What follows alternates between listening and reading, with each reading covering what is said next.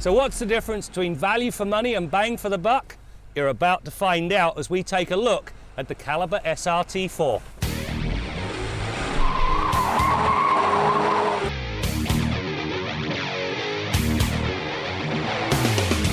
The base Dodge Caliber, especially when equipped with its whiny, continuously variable transmission, does not exactly stir the emotions, and simply because alacrity is not part of its makeup, even when the go pedal is punched to the point of denting the floor pan.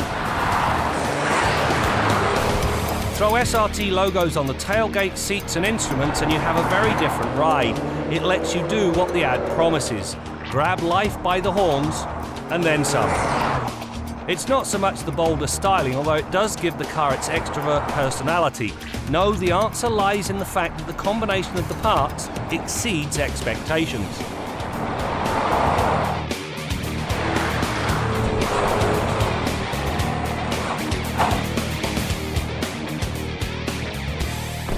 The one thing you notice about this SRT4, the brakes are fantastic, and it boils down to one simple fact.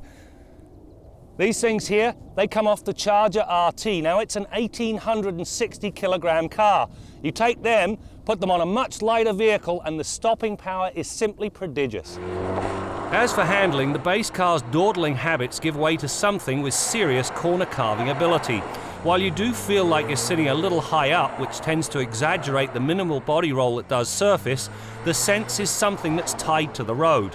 The stiffer suspension, lowered ride height and grippy 225/45R19 tyres work together in a rare harmony. Throw in a nicely weighted steering setup that's responsive and the SRT4 laid waste to the pylon test. When things do start to come unravelled, the standard electronic stability and traction control systems are ready to rein in the wayward tendency. The only thing to watch for is the torque steer generated when you pour on the coals at the apex of the corner. Even the electronic nannies have trouble keeping up. The heart and soul of this SRT4 is right here. At the back of the engine is a massive turbo. Ahead of it, an even larger air-to-air intercooler. Now that system blows air into the engine at about 15 psi, which gives you 285 horsepower, but more importantly, 265 pound-feet of torque at just 2,000 RPM.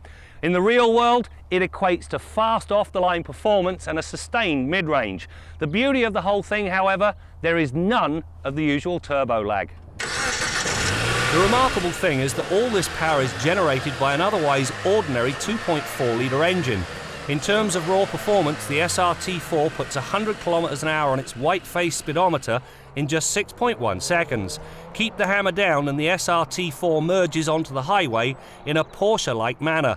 The 80 to 120 time of 4.1 seconds is unprecedented at this end of the price ladder.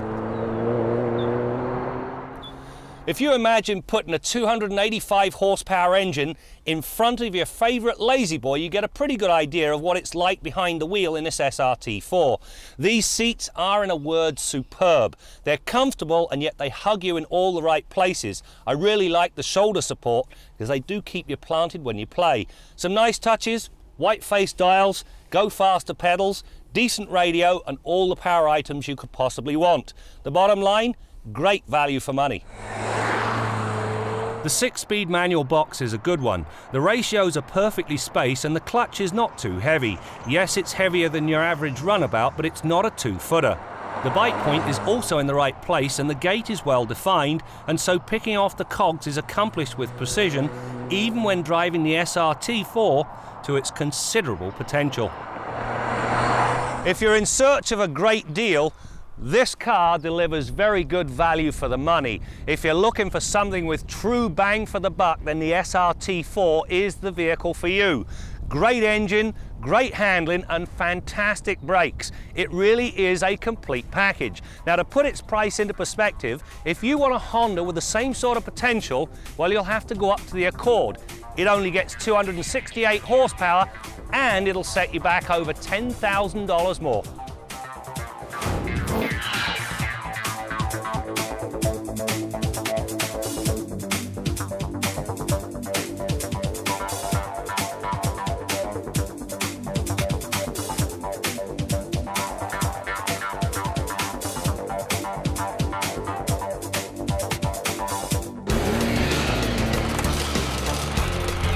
So here's the question, where were you 32 years ago?